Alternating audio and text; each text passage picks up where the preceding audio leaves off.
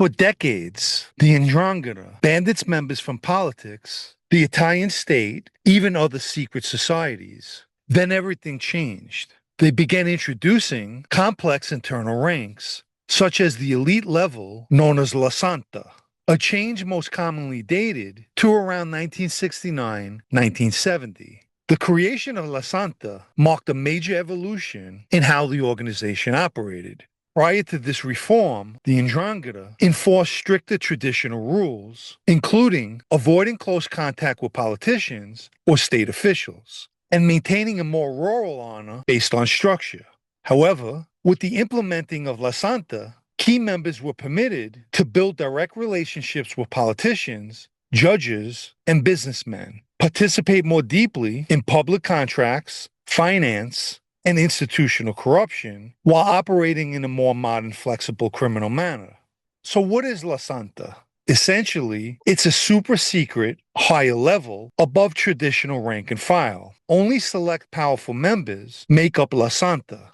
This new rank opened doors to power. Its members are referred to as Santisti, members who could interact with elites and allowed to move in a different world, not one of street crime, but influence.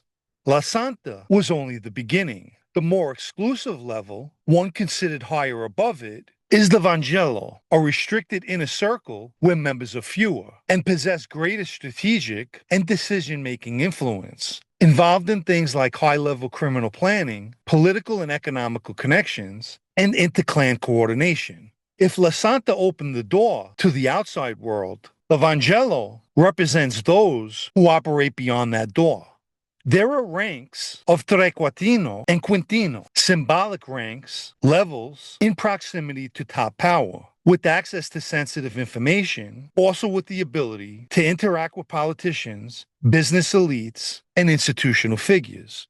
Then there's the crimini, the highest known coordinating authority of the ndrangheta. Not one single boss, as in traditional mafia organizations, but a collective leadership structure who coordinates inter-clan disputes as well as outside ones, making strategic decisions and handling territorial balance and peace.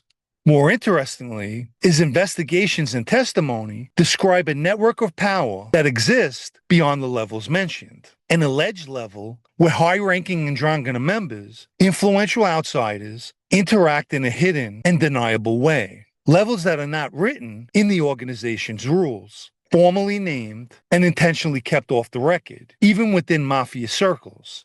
Be that as it may, this structure is still criminal. The true strength of the organization, people who make decisions on governments, economic takeovers, and mega investments. Strategic masterminds of operations who manage to stay hidden for decades. They're the reason why untold arrests, trials, convictions, and defections haven't prevented the ndrangheta from still being the most powerful mafia in the world. Not just in Italy, I'll repeat it, in the world. According to Naples' chief prosecutor, Nicola Grattieri, those at the top decide the strategies, those in the middle plan them, and those at the bottom execute them. In 2007, Sebastiano Altomonte, a head Freemason, as well as a high-ranking member of the ndrangheta, was in a car with his wife, and their conversation was captured by a bug. Altomonte told his wife, because there is the visible and the invisible, and he is the visible one that doesn't count, the rest of us are the invisible. Do you understand? And that's what counts. He was defining the hidden structure of the ndrangheta in a world where politics, organized crime, and Freemasonry intermingle. Altamonte was also recorded talking to his brother, explaining that he's part of a group of people unknown to most called the Invisibles. This invisible level is extremely difficult to identify and infinitely more dangerous. Former ndrangheta member Consolato Villani explained, the existence of the ndrangheta of form and one of substance, made up of the invisible people who are higher up, have contacts with the political world, with other segments of society. They are the Freemasons.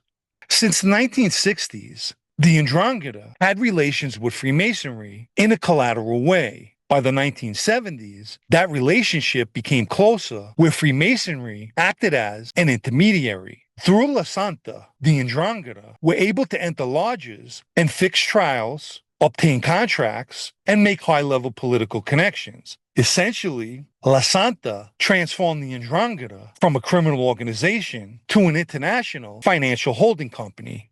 In June 1987, the Carabinieri seized papers containing the ndrangheta code, their initiation rite, which is as follows. In the name of Garibaldi, Mazzini, and La Marmora, I form the Holy Society, which is presided over by three people, Garibaldi in the center, Mazzini on the right, and La Marmora on the left. They bring in the new member, ask him what he's looking for. He replies that he's looking for honor, loyalty, and blood. They tell him, you're a cannibal? He replies, no, I'm a blood collector. A vein from a brother comes out and enters mine. They prick three of his fingers with the needle, the thumb, the index finger, and the middle finger, and enclose them between them, telling him that his father is the sun, his mother is the moon. If before I knew him as a wise brother, made him not loyal, from now on, I know him as a wise brother of mine. Under the lights of the stars and the splendor of the moon, I undo the holy chain in the name of Garibaldi, Mazzini, and La Marmora. With words of humility, I undo the Holy Society.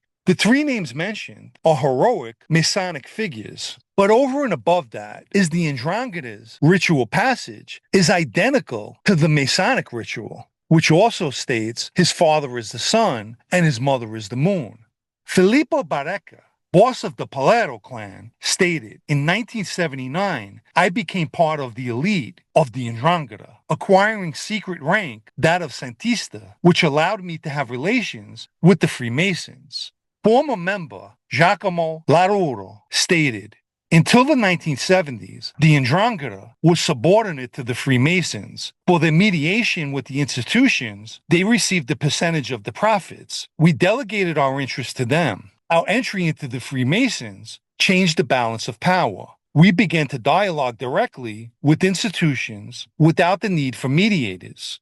The ndrangheta is by far a multi-layered organization that reveals how power adapts. The creation of secret ranks, such as La Santa, marked a break in tradition. Within this transformation, points of contact with the Freemasons was strategic. What emerged was not a fusion of organizations, but a union of power, a power that no longer wore a single face. It functioned through whispers, handshakes, and secret silences. If you haven't liked this video yet, please take the time now and give it a like, as it helps with YouTube's algorithm.